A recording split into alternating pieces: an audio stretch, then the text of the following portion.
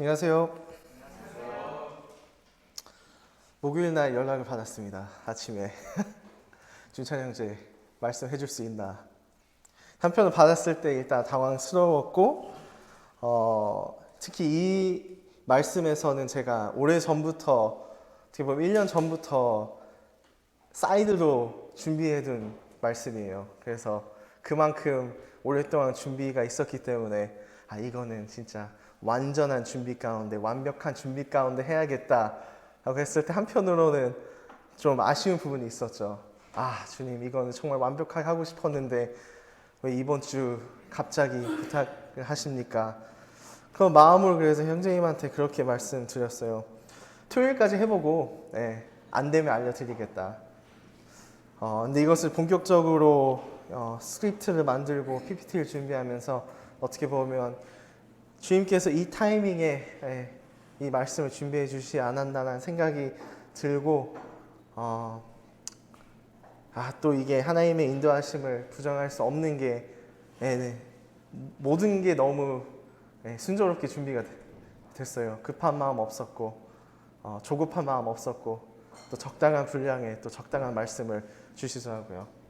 그래서 오늘의 좀 주제는 좀 스페셜 토픽이랑 좀 비슷한 것 같아요. 조금 특이하죠. 그리스도의 능력으로 모든 세대들이 하나 되는 교회가 오늘의 그 메인 주제가 되겠습니다. 그러면 시작하기 전에 좀 가볍게 이 주제를 소개하면서 좀 나이 얘기해서 살짝 송구하지만 64년생 전에 태어나신 분 손들어 주시겠어요? 64년 전에. 그렇죠? 여러분은 베이비 부머 제너레이션이 되겠습니다.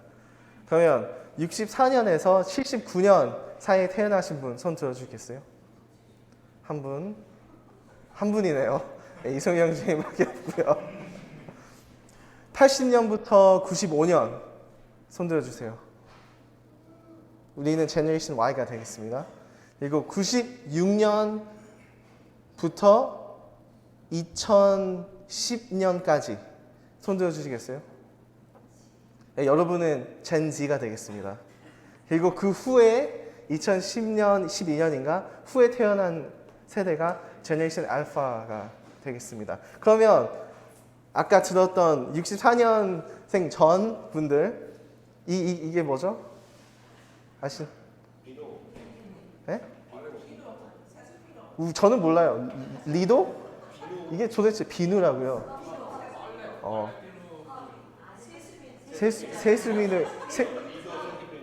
세수 비누인가요? 빨래 비누인가요?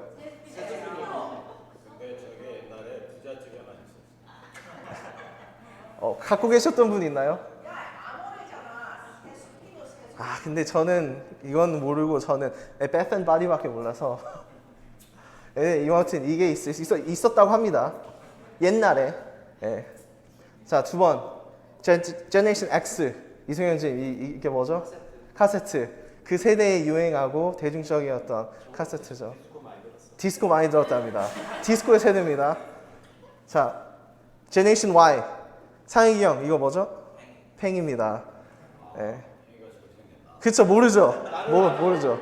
그쵸, 이승현 선생님 알 수 있죠. 중간에 있는 세대니까. 우리 만들었었어. 그쵸, 만들었고요. 자, 그리고 젠지한테 물어보겠습니다. 두 개예요, 특별하게. 하나는 쉬운 거, 어려운 거 있습니다. 이거는 뭐 다들 알겠죠? 이 그림이 뭘 표현하고 있을까요? 연우. 네? 자, 일단 이번에 배달의 민족에서 새로 나온 제품인데 커피를 배달시키는 로봇입니다. 그래서 옆에 있는 사진 보시면 휴대폰으로 시키면 직접 배달까지 해주는 그런 디지털 세대가 지금 살고 있는 젠지 세대겠죠? 카페 안에서만. 네, 카페 안에서만. 자, 여기까지는 로봇 요즘 유행하고 있지, 로봇 청소기도 있고. 근데 자, 젠 Y, 젠 Z 얘기하지 마세요. 자, 그 윗분들 79년생 전 태어나신 분들 이게 누굽니까?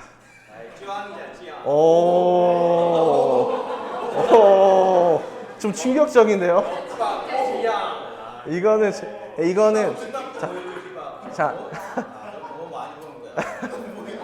자,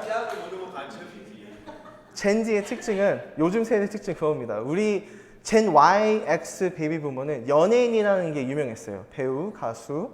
근데 젠지에 들어서 인플루언서라는 새로운 분야가 생겨서 요즘 어린 세대한테는 연예인보다는 이 유튜브 인플루언서가 더 유명세가 많고 더 따르게 됩니다. 그래서 좀 많은 변화가 있죠. 그래서 세대들 간략하게 정리해 볼게요. 자, 베이비 부머 아까 얘기했던 46년생부터 64년생이고요. 젠 X, 이승용 형제님 세대, 젠 Y, 저 지한이하고 상혜경 세대, 그리고 나머지 젠 Z 세대가 우리는 존재하고 있습니다. 근데 교회라는 것은 우리 모두가 다 존재를 하잖아요. 근데 특징을 몇 가지 살필게요. 자, 베이비붐의 특징은 경제적으로 무에서 유에서 창조됐다고 합니다. 어떤 제가 이걸 준비하면서 연구까지 했어요. 그래서 오래 걸렸던 말씀이기도 합니다. 베이비붐 세대는 한국 전쟁 이후 혼란기를 겪고 빠른 경제 상황에서 무에서 유를 이뤄냈다. 이들에게는 경쟁에서 승리하는 것이 인생의 가장 중요한 가치였다. 입학, 입사, 승진 등 끊임없이 남들과 경쟁해야 더 좋은 것을 얻을 수 있었다. 라고 얘기합니다. 경제뿐 아니라 사회 전반이 발전을 이끌어오면서 노력만 하면 못할 일이 없다는 자신감도 있습니다. 경제 사장을 멈춘 세대에 스스로 살며 헬조선으로 살아가는 밀레니엄 세대와 또 부닥치는 부분이기도 합니다. 그래서 어떻게 보면 이 세대는 미래지향적인 세대였다고 해요. 왜냐하면 항상 미래를 봤어야 돼. 현재가 너무 안 좋았어가지고 항상 미래를 보고 미래의 성공을 위해서 달려왔던 세대예요. 그래서 정말 무에서 유로 옮겨지는 그런 세대였죠. X 가겠습니다. 그리고 그 집단 사회가 그래서 강합니다. 다 같이 똑같은 목적이 있었기 때문에 이 길을 가야만이 성공을 해야만이 경제를 일으켜야만이 우리의 살 길이다. 그래서 다 좀 집단 문화 사회가 좀 몸에 배어 있는 게 베이비 부머 제너레이션이라고 합니다. 그 다음에 X가 나오죠. X세대. X세대는 서태지와 아이들을 대표하는 X세대. 자기 자신에 집중하며 개성을 존중하고 표현하기 시작한 첫 세대였다. 가장 진보적인 세대라고 불렸던 X세대의 특징은 자녀를 키울 때도 발견하게 된다.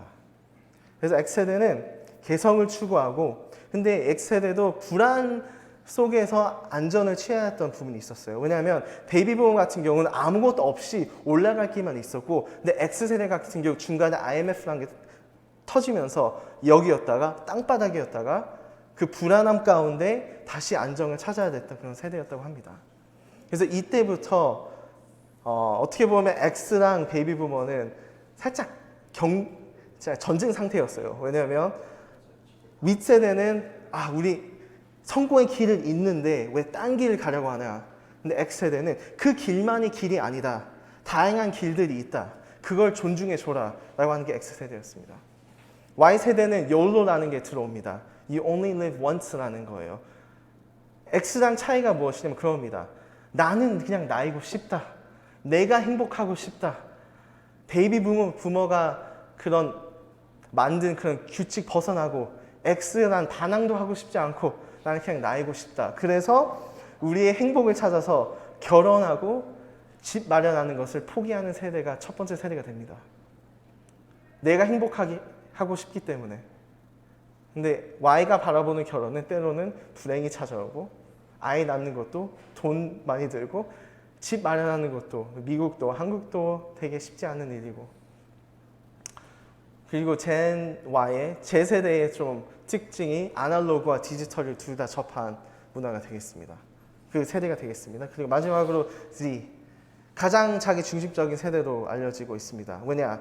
일단 출산율이 한국에는 적기 때문에 형제 자매 없이 또 큰 경우가 많고 디지털 플랫폼에서 컸기 때문에 혼자만의 재미를 어릴 때부터 다 이뤄가면서 컸던 세대이기 때문에 그런 특징이 있습니다. 그리고 젠 Z의 큰 특징은 미래보다는 현실주의. 오늘의 나의 삶, 오늘의 나의 행복, 지금의 나의 기분, 내 기분의 성취에 맞춰져 있다고 합니다.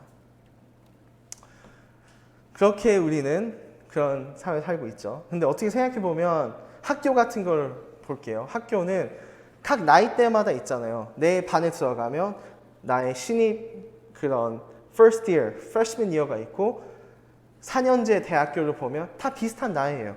다 비슷한 세대고 회사 같은 데도 보면 공통점이 뭐가 있죠? 내가 공부한 분야, 나의 프로페션. 하지만 교회라는 걸 생각했을 때는 정말 공통점이 없는 곳이 교회예요. 생각해보면.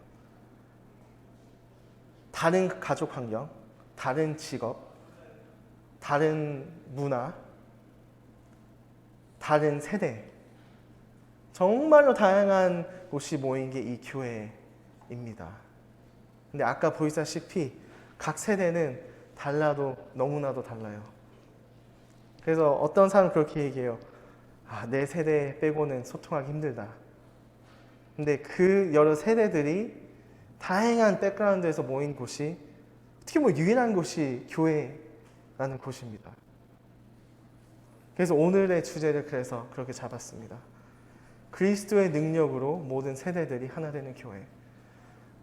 다 각각 다를수록 문제들이 더 많을 수밖에 없어요.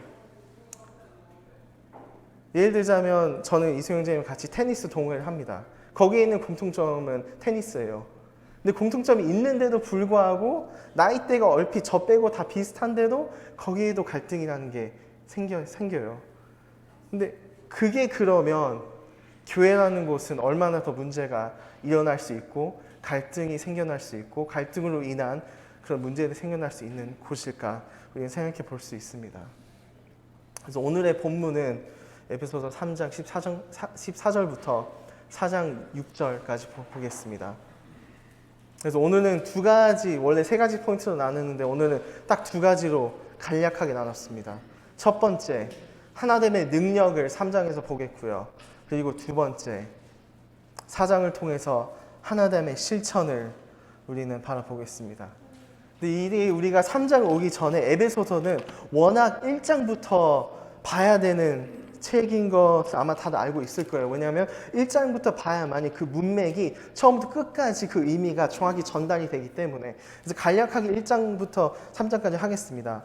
그래서 1장 같은 경우는 하나님께서 영원부터 영원이라는 그런 스코프, 그런 바라본 시선을 두고 바라보십니다. 그래서 그런 구절들이 많이 나오죠. 1절 4절을 보면 창세 전에 그리스도의 우리를, 그리고 1장 5절 같은 경우는 그의 기쁘신 뜻대로 우리를 예정하사, 그래서 창세 전부터 우리를 예정했다. 그리고 9절 그 뜻의 비밀을 알게 했다.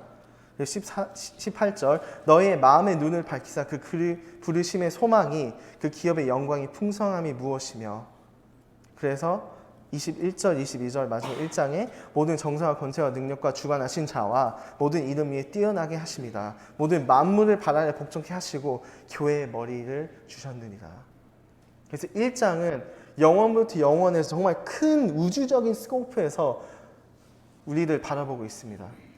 그리스도는 그때부터 하나님께서 계획하고 있었다는 것을 얘기해 줍니다. 그리고 마지막은 교회의 머리도 주셨느니라. 교회라고 연관시켜 주죠. 자, 2장으로 넘어가시면 우주적인 면에서 유대인들과 이방인들 시선을 주고 있습니다. 한때는 유대인들만 하나님의 약속관에 있었는데 이제는 그리스도를 통해서 이방인까지 됐다. 그래서 조금 주민됐죠. 우주적인 면에서 이제는 인간적인 면에서. 그래서 유대인들과 이방인은 그리스도 안에, 그리스도를 통해 이젠 하나가 됐다. 그리고 2장 마지막 절 거기도 보시면 그렇게 마무리가 됩니다. 너희도 성령 안에 하나님의 거하실 처소가 되기 위하여 예수 안에 함께 지어져 가느니라. 처소, 예수와 함께 지어져 가는 그거는 바로 교회죠. 그래서 주민하는 것도 유대인, 이방인도 결국엔 교회가 포인트가 되는 겁니다. 자, 3장은 또 주민을 더 갑니다. 일단 교회가 성립되었죠. 이방인들이 같이 되었죠. 이제는 더 주민돼서 이방인들은 이제는 예수님의 그런 그리스도가 창조하신 교회의 그 비밀을 같이 한다. 근데 왜 비밀이라고 표현했느냐? 유대인들한테는 비밀이었지만 이방인들한테는 보여졌다. 그게 바로 교회다. 그래서 1장, 2장, 3장 다 교회의 중심으로 여러 각도로 우주적인 것부터 인간적인 것부터 그 다음에 이방인 교회부터까지 다 보여주고 있습니다. 그 문맥 가운데 오늘의 본문을 들어오게 돼요. 14절입니다. 그러면 사인 형제님 14절부터 오늘 본문 읽어주시겠습니까? 네, 에베소서 3장 14절부터 4장 6절까지 쉬운 말 성경으로 읽어드리겠습니다. 이런 이유로 나는 무릎을 꿇고 우리 주 예수 그리스도의 아버지께 기도를 드립니다. 정녕 아버지 하나님께서는 하늘과 땅에 있는 모든 족속들에게 이름을 부여해 주신 분입니다.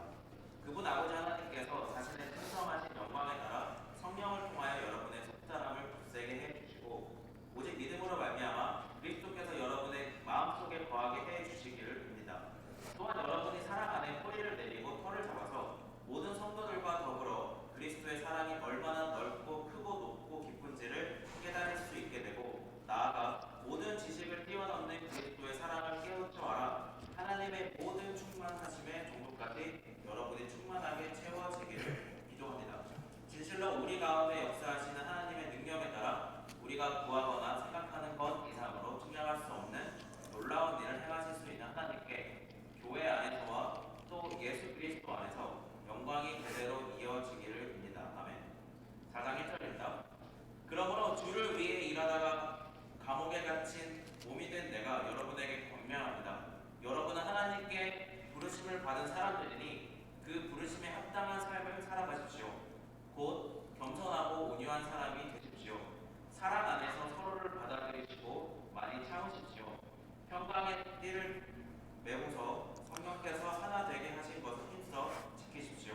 여러분이 하나님께 부르심을 받았을 때 한 소망 안에서 부르심을 받은 것과 같이 여러분 모두는 몸도 하나이며 성령도 하나입니다. 그리스도도 한 분이시고 믿음도 하나이고 세례도 하나이며 하나님도 한 분이십니다. 곧 천지 만물의 아버지이십니다. 진실로 하나님께서는 만물 위에 계시고 만물을 통해 일하시고 만물 안에 계시는 분입니다. 네, 감사합니다. 그래서 문맥을 우리가 쭉 살폈죠. 문맥을 살피고 우리는 본문을 읽게 되었습니다. 일단 첫 번째 부분 갈게요. 하나님의 능력을 보고 그 다음에 하나님의 실천을 볼 텐데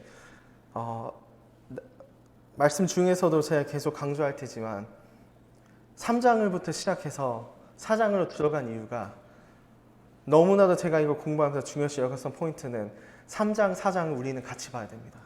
그것뿐만 아니라 1장, 2장도 같이 봐야 됩니다. 근데 우리가 4장만 하나님의 실천만 본다면 우리는 어떻게 보면 이 책이 얘기해주고 있는 가장 중요한 포인트를 놓칠 수 있기 때문에 이 같이 봐야 되는 부분이 있어서 일부러 3장을 끌고 온 이유도 있습니다. 그럼 일단 3장부터 얘기할게요. 자, 14절, 15절 보시면 되게 간단합니다. 사도 바울께서 하나님 앞에서 기도를 해요. 이 교회를 위해서. 근데 그런 주의할 부분은 어떠한 자세로 사도 바울이 나가는지를 우리가 보면 좋을 것 같아요. 이름으로 내가 하늘과 땅에 있는 각 족속에게 이름을 주신 아버지 앞에 무릎을 꿇노니. 그래서 이게 문맥을 계속 갖고 오는 거죠. 그 3장 얘기했었던 그 비밀의 위대함이 너무 커서 사도 바울이 어떻게 보면 흔하기 흔한 기도인데 되게 정식으로 힘있게 기도를 드리는 걸 볼 수 있어요. 근데 이게 왜 중요하냐면 사도 바울이 여기서 강조해주는 그런 그냥 부분은 좀 톤이라고 해야 되나요? 톤? 되게 세게 말씀하고 계세요. 사도 바울이. 빌립보서처럼 느긋하게 위로하거나 고린도 교회 했던 것처럼 좀 책찍질한 그게 아니라 우리가 봤던 1, 2, 3장에 너무 위대하니까 이게 너무 크고 중요한 일이니까 그 중요성을 강조하면서 얘기해주고 있습니다. 그 증거가 4절, 5절부터 시작이 돼요. 그래서 16절, 18절은 그리스도의 능력에 중점을 둡니다. 자, 하나하나씩 보는 그런 중요성이 있습니다. 자, 첫 번째 16절에 뭐라고 나와 있죠? 그 영광의 풍성함을 따라라고 합니다. 그 다음에 step 2, 성령께서 주 안에 성령께서 말미암아 너희 속사람의 능력을 경건으로 하옵시며, 그리고 그 다음에 믿음으로 말미암아 그리스도께서 너희 마음에 너 마음에 계시게 하옵시고 너희가 사랑 가운데서 뿌리가 박히고 터가 굳어져서. 그리고 마지막 스텝은 8절 나와 있죠. 그 다음에 성도들과 함께 그리스도의 사랑을 알아갈 수 있다. 근데 이걸 전반적으로 놓으면 이 네 가지잖아요. 근데 이 네 가지가 우리가 자세히 보면 스텝으로 이루어지고 있어요. 근데 그 스텝의 시작은, 우리 끝은 그거죠. 우리가 다 같이 그리스도의 사랑을 알 수 있도록, 그게 목표잖아요. 근데 그 목표의 시작은 1번 그리스도의 영광의 풍성함에 따라입니다. 근데 이게 왜 중요하냐면, 헷갈리면 안 되는 부분이 나의 영광과 경험이 아닙니다. 그리스도의 영광의 풍성함에 따라가 첫 번째 시작점이 되어야 되는 거예요. 그게 된다면 두 번째, 또 내가 아니죠. 성령이 내 안에 말미암아 내 안에 능력하여서 내가 매일 주 안에 살 수 있도록 가능케 하신다. 자, 두 가지만 보면 나라는 단어는 아예 없습니다. 그리스도의 풍성함에 따라 성령의 능력으로 되어 있는 것이죠. 그 다음에 세 번이 나옵니다.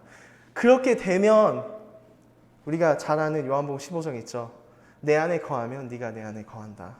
그게 됩니다. 그리스도가 그 후에 우리 마음에 거하시고 사신다고 합니다. 그리고 우리 마음에 살고 나서 시간이 지날수록 우리의 뿌리가 그리스도 안에 박히고 그 터가 시간이 갈수록 점점 굳어진다고 합니다. 자, 1번부터 3번까지 나와 그리스도 안의 관계입니다. 그리스도의 능력으로, 성령님의 능력으로 그가 내 안에 사셔서 그 다음에 내가 그리스도 마음에 뿌리가 박히고, 그 다음에 4번이 나옵니다. 그 다음에 교회와 함께, 성도들과 함께 그리스도를 같이 배워갈 수 있는 거예요. 우리가 18절 보면 성도와 함께라고 써 있잖아요. 함께. 근데 여러분은 그 함께라는 단어를 봤을 때 어떤 생각이 드십니까? 살짝 전우회가 느끼십니까? 이 사람은 내 옆에 있고 우리는 같은 목적을 바라보고 있다. 그런 의미가 되죠. 함께한다. 근데 이 단어의 원어의 의미를 보자면, 물론 옆에서 함께 같은 곳을 바라보는 의미도 있지만 이 사람을 통해서의 의미도 됩니다. 이 사람을 통해서 그리스도를 알아간다. 이 사람과 함께 그리스도 알아간다. 그래서 16절, 18절은 그런 원리를 이야기해주고 있습니다. 1장부터 3장은 다 원리예요. 이게 그 마지막 3장의 원리 부분이고요. 그래서 에릭 사울 형제님이 이렇게 말씀하셨습니다. 승리하는 그리스도인의 삶의 능력은 나의 의지와 노력에서 오는 것이 아니다. 나를 너무 사랑해서 자신을 내어준 그리스도를 믿음으로부터 오는 것이다. 이것을 알자. 그리스도를 죽음에서 부활하신 그 성령이 우리 안에, 내 안에 지금 살아있다. 이 진리를 들었을 때 마음속에 반응한 것이 없다면 당신은 영혼은 잃어버렸거나 이 세상에 헤매고 있는 것이다. 라고 말씀해 주시고 있습니다. 자, 그러면 여기까지 맞죠? 내가 그리스도 안에 그리스도의 능력으로 세워지고 나의 성도들과 함께 성도들을 통해 그리스도를 알고 깨닫는다고 합니다. 무엇을 교회는 깨달아야 할까요? 우리 모두 같이 하나님께서 비밀을 주신 그 교회를 통해서 우리가 깨달아야 되는 부분이 뭘까요? 18절, 19절에 나와 있습니다. 그 넓이와 길이와 높이와 깊이를 얘기해주고 있습니다. 그리스도의. 과연 무슨 뜻일까요? 갑자기 그 넓이와 길이와 높이와 깊이를 얘기해주고 있는데 문맥으로 보면 그리스도의 사랑인가? 그리스도의 사랑의 그런 위대함, 그런 크심을 우리 보고 배우시려고 하나? 그것 의미가 된 것 같습니다. 왜냐하면 문맥을 봤을 때 그게 아니라고 할 수 없기 때문에. 근데 우리가 1장, 2장, 3장을 계속 처음부터 끝까지 보면 힌트들이 많이 나와 있어요. 이게 무슨 뜻인지. 근데 이거는 제가 설명하기보다는 맥도날드 형제님이 너무 정리를 잘 해주셨습니다. 넓이, 우리가 2장에 봤었던 유대인들과 이방인을 구원하신 예수 그리스도를 얘기합니다. 길이, 태초 전부터 영원까지 계획하신 그리스도를 얘기합니다. 1장 얘기했잖아요. 태초 전에 이 모든 것을 예정했다. 깊이, 이 세상의 죄와 타락으로 인해 깊은 곳까지 내려오신, 그리고 우리를 위해 죽으신 예수 그리스도. 그리고 높이, 다시 사시고 높은 곳에 앉으신 예수 그리스도. 이 모든 네 가지가 에베소서 1장, 2장, 3장 각 군데의 주요 내용이 됩니다. 이것을 사도 바울께서 교회를 통해서 배우고 깨닫기를 원하는 것입니다. 이 그리스도의 넓이와 길이와 깊이와 높이를. 욥은 이렇게 고백했습니다. 그는 하늘보다 높으니 네가 어찌하겠으며 지옥보다 깊으니 네가 어찌 알겠느냐. 하나님의 위대하심은 땅보다 크고 바다보다 넓다. 라고 얘기를 했습니다.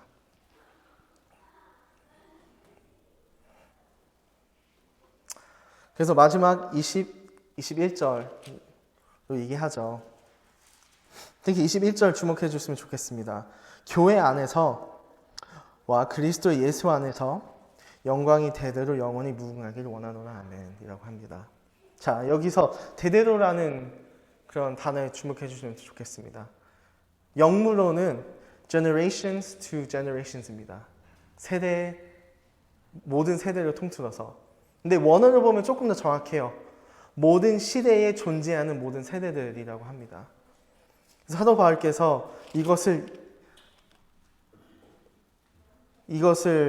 적고 얘기한 포인트는 그겁니다. 이 모든 것이 방금 내가 얘기한 모든 것, 이것을 실천할 교회는 내가 지금 존재하는 이 시대의 교회만이 아니라 앞으로 올 모든 세대들 가운데 모든 각 시대가 입어야 될 책임이라고 합니다.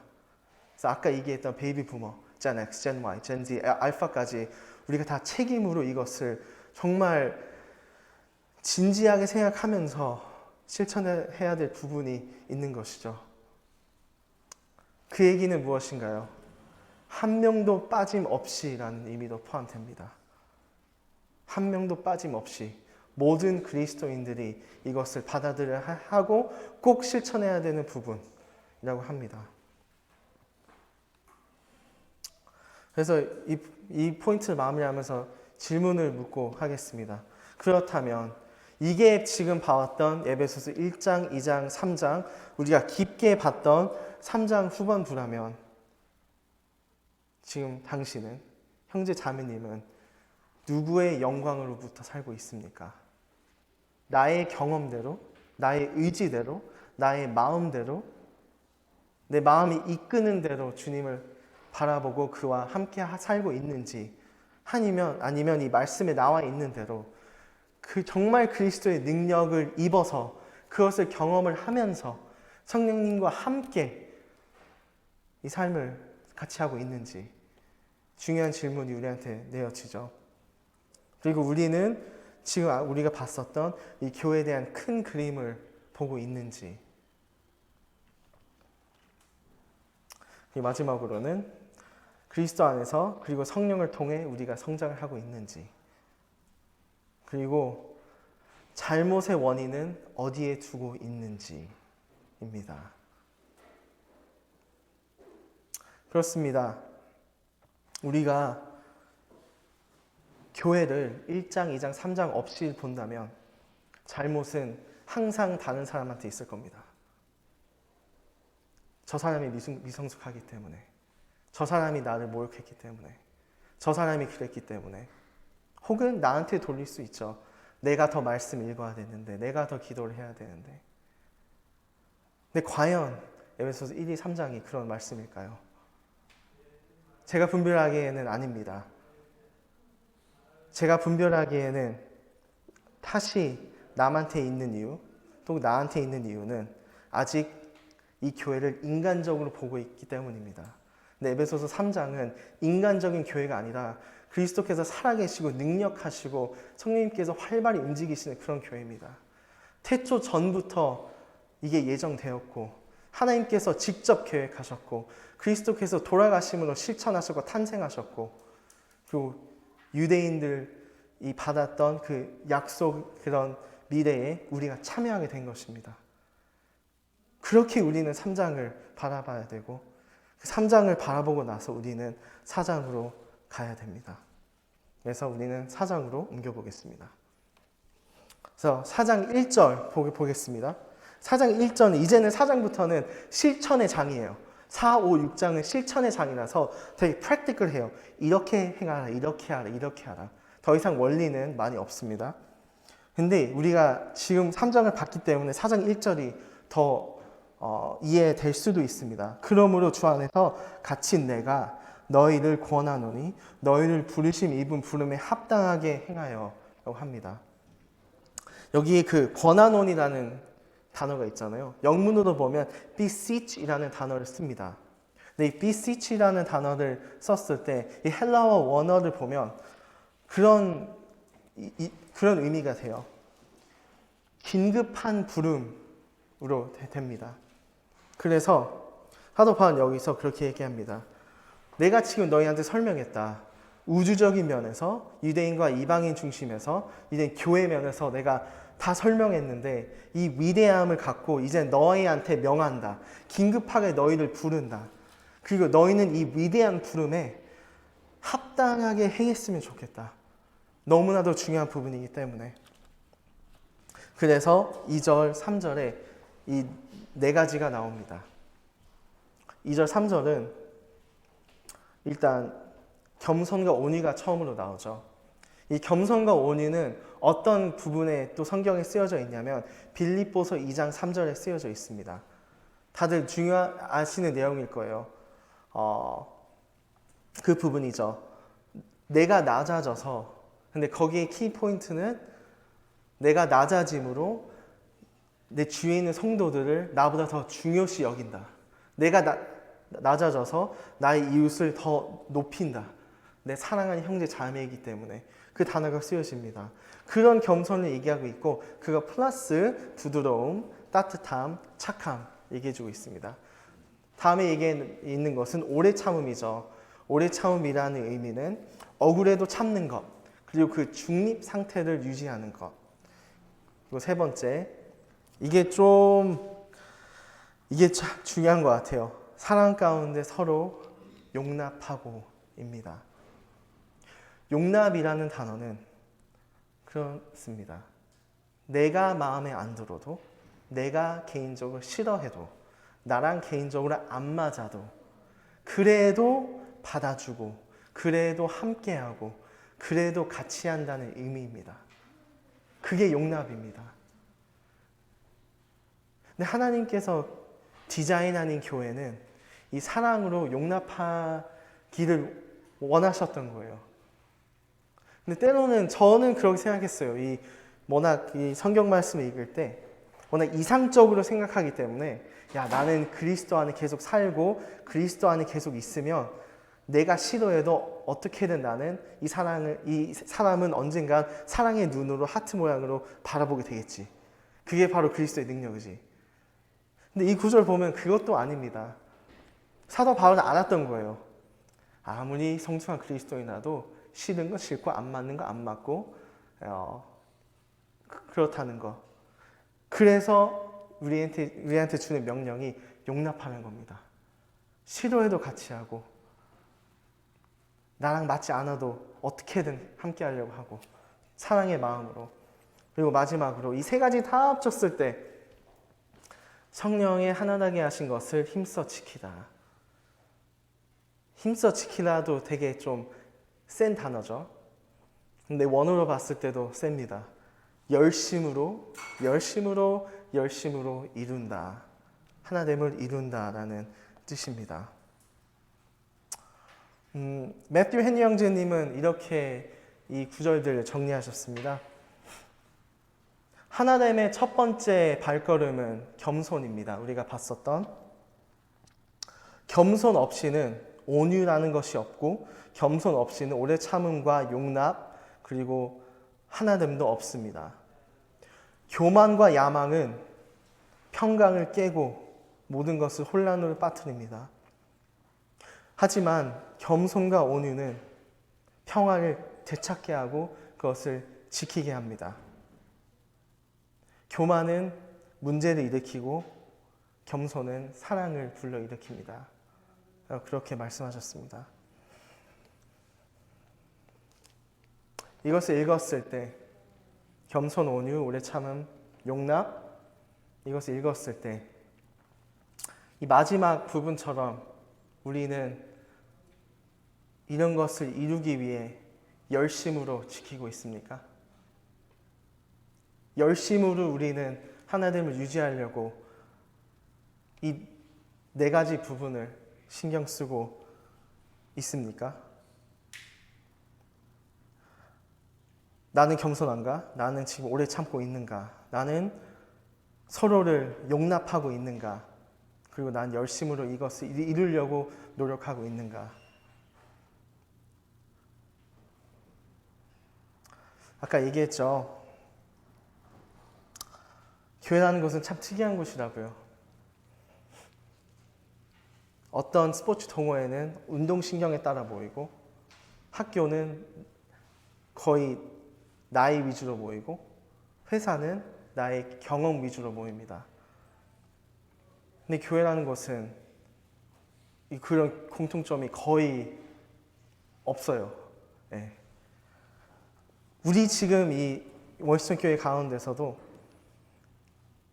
우리의 공통점은 운동신경 아니고요. 외모 아니고요. 돈 아니고요. 가족 환경 아니고요. 지식, 학력, 직업 다 아닙니다. 우리의 공통점은 우리 주 예수 그리스도밖에 없습니다. 근데 그걸 기억하셔야 됩니다. 하나님께서 태초부터 창조하신 것은 절대 하나 될 수 없는 것을 하나 되게 만드신 것이었습니다. 누구를 통해서?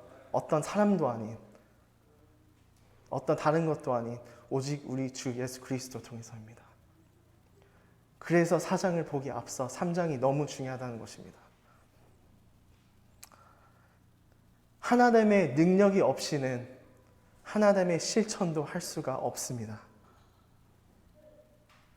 그래서 우리는 쉽게 그런 얘기를 하게 돼요. 특히 저는 개인적으로 캠프가 끝나고 나서 이런 얘기를 제일 많이 듣습니다. 캠프 어땠냐? 앞으로 어떤 다짐을 할 거냐 물어보면 대부분 그렇긴 합니다. 영어로는 I need to do better. 한국어로는 내가 더 열심히 해야지. 더 교회 열심히 다니고 더 말씀 있는 습관을 들이고 더 내가 바뀌어야 될 게 많아. 생각해보면 나쁜 마음에서 온 게 절대 아니에요. 순수한 마음으로 그런 마음이 일어나는 것은 당연합니다. 하지만 우리가 이것을 너무 생각하고 내가 더 잘해야 돼, 내가 변해야 돼, 오늘부터 나는 바뀔 거야 라고 내 중심으로 이 다짐을 잡는다면 이것은 오히려 우리한테 큰 트랩이 될 수 있습니다. 트랩. 어떤 트랩이냐고요? 내 능력으로 내 영적 생활을 이루고자 하는 트랩에 빠질 수 있습니다. 악한 마음이 아닌 순수한 마음일지라도 내 능력으로, 내 영광에 따라서, 내 경험으로 이것을 이루려고 할 수 있습니다. 근데 하지만 다시 강조하는 것은 사도 바울이 하나됨의 실천을 이루려면, 하나됨을 이루고 싶으면, 너의 부름에 합당하게 행하고 싶으면 내 삶이 그리스도의 능력으로, 성령님의 능력으로 이루어져야 된다는 것입니다. 절대 내 능력이 아닌. 한마디로 그리스도의 능력이 없이는 나는 내 교회 안에서 내가 싫어하는 사람을 사랑할 수가 없어요. 노력하려고 해도 조금만 가지 실패하게 될 거예요. 내가 하려고 한다면. 근데 내가 싫어하는 그 사람을 위해서 목숨을 내어주신 그리스도 아니라면 그게 가능합니다. 왜냐하면 그분은 목숨을 내어 주기까지 죽으셨기 때문이죠. 우리가 나의 노력으로 이거 이루려고 한다면 사도 바울께서 하나님의 그런 위대한 이 에베소서라는 책을 인간적으로 만들어 버릴 수가 있어요. 서로 용납하는 거, 서로 겸손과 온유를 입는 거, 오래 참는 거, 다 인간적으로 변한다는 것입니다. 예를 들자면 제가 다니는 제 회사의 그 가치관, shared value를 한번 찾아봤어요. 이렇게 나와 있더라고요. 1번, 더 나은 세상을 위해 좋은 본이 되라. 2번, 정직하게 살자. 3번, 서로를 존중하며 돌아보아라. 얼핏 비슷하잖아요. 말씀에 나와 있는 거랑. 근데 이것들은요, 그리고 에베소서 4장에 나와 있는 2절, 3절은 누구나 인간이라면 인간적으로는 할 수 있습니다. 근데 그리스도께서 교회를 부르신 이유는 인간적으로 교회를 참여하라고 한 것은 아니잖아요. 그래서 이 부분이 너무나도 중요한 듯 합니다. 그래서 하나됨이란 나보다 훨씬 더 크고 중요한 일이라는 것입니다. 우리는 때로는 우리 마음 가운데 나라는 단어가 있습니다. 그리고 한 가지 나보단 많아요. 내 마음, 내 태도, 내 성격, 내 기분.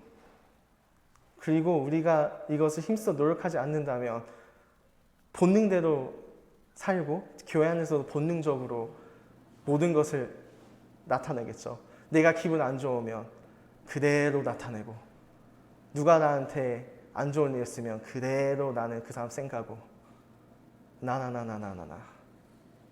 근데 에베소서는 어떤 말 하시고 계시죠? 그리스도, 성령, 교회, 사랑, 형제 자매. 절대 내 중심이 아닙니다. 실천하는 장이더라도 내 중심이 아닙니다. 그래서 오늘날에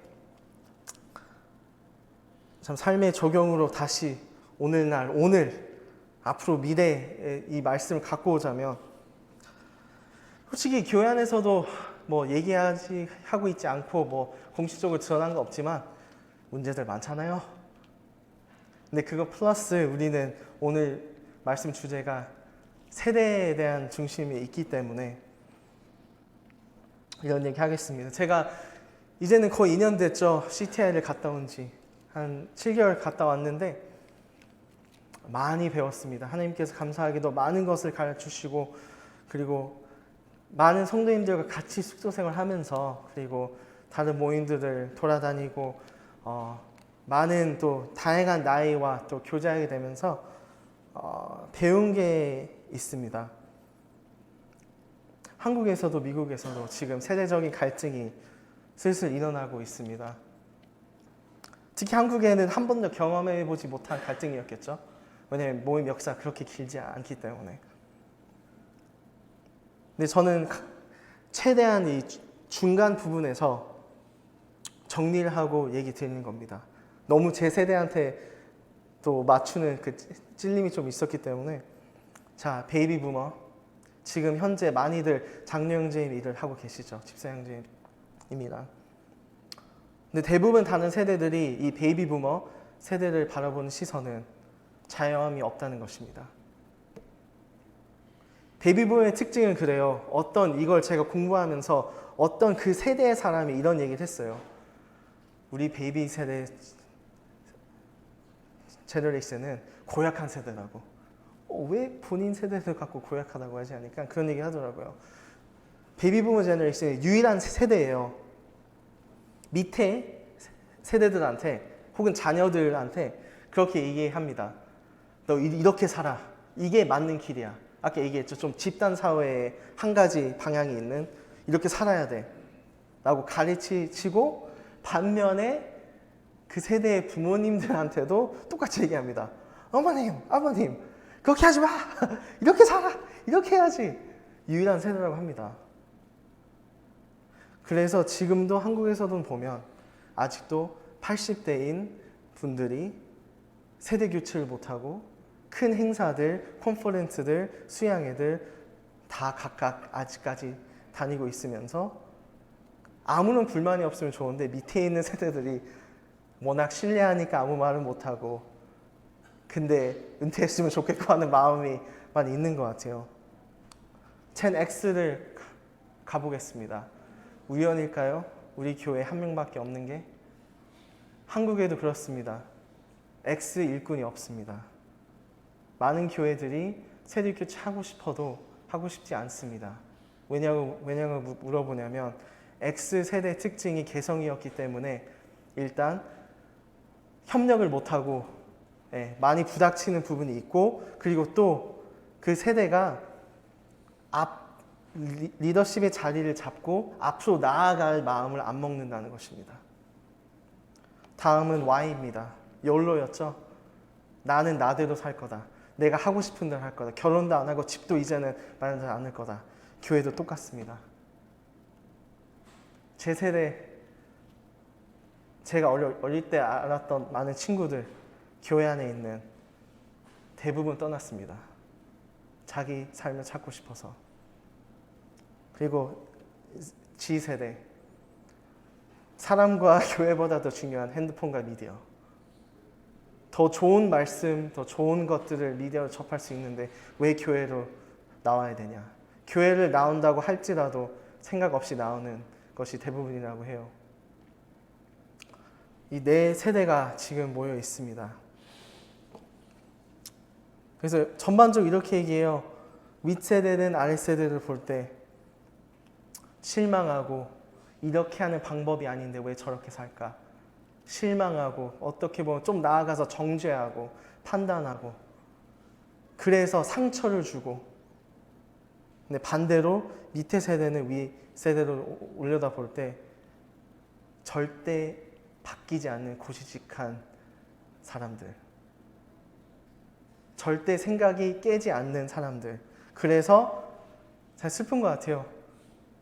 이 교회가 바뀌려면 사람들이 죽고 교회 안에서 돌아가셔야 된다 라고 얘기를 합니다. 얼마나 슬픈 현상입니까? 교회가 인간적이게 된다면 교회가 인간적으로 운영되고 우리가 우리 서로를 인간적으로 본다면 워싱턴 교회도 피할 수 없을 것입니다.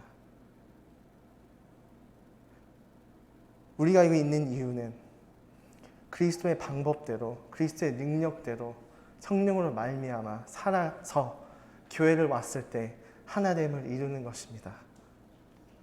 하나됨을 이루고 다음 세대를 세우고 그게 우리 일 아니겠습니까? 다음 세대까지 이루어서 양육하고 또 복음 전하는 일 주님께서 우리한테 맡기신 일 아니겠습니까? 그래서 각 세대들도 그래도 워싱턴 교회는 작다 보니까 소통을 잘하는 것 같아요. 네. 그래서 이 공부를 하면서 이런 좀 제 개인적인 노트에 이런 필기를 하게 되더라고요. 저의 개인적인 다짐이기도 하고요. 매일 그리스도와 함께 걷고 살아가자. 그를 통해 성장해서 하늘과 땅 모두가 알 수 있을 정도의 삶의 변화를 이루자. 말씀을 순종해 살아감으로 그리스도와 친해짐으로 하나됨을 열심히 이루어가자. 인간적인 사람 냄새보다는 그리스도의 향기를 나타내서 살아있는 교회를 이루자. 하나님께서 기뻐하시는 그리스도께서 살아계시는 성령님께서 활발히 일하시는 태초 전부터 하나님께서 계획하시고 세우신 교회 함께 만들어 가자. 모든 시선을 그리스도께 돌려 그분만을 바라보자. 그걸로 두 번째 포인트 마무리하겠습니다. 그래서 오늘은 에베소서 봤고요. 오늘의 주제 그리스도의 능력으로 모든 세대들이 하나 되는 교회 두 가지 포인트였습니다. 하나됨의 능력 그리고 하나됨의 실천 꼭 기억하시길 바라겠습니다. 하나됨은 능력이 있어야만이 그 능력이 제대로 그리스도한테만 와야만이 하나됨의 실천을 할 수 있고 그 열심을 통해 우리는 하나됨을 이룰 수가 있습니다. 그 누구의 어떤 이의 기도로 오늘 말씀 시간 마치겠습니다. 나의 기도는 오직 제자들만 위한 기도가 아닙니다. 그들이 전하는 말을 통하여 나를 믿게 될 모든 사람들을 위해 기도하기도 합니다. 아버지여, 아버지께서 내 안에 계시고 내가 아버지 안에서 있는 것처럼 그들도 모두 하나 되게 하옵소서. 그래야 그를 또 우리 안에 있어 세상으로 하여금 아버지께서 나를 보내셨음을 믿게 하옵소서. 나는 아버지께서 내게 주신 영광을 그들에게 주었습니다. 그것은 우리 하나인 것과 같이 그들 역시 하나 되게 하려 위함입니다. 우리 주 예수 그리스도가 한 기도입니다. 네, 기도를 마치겠습니다.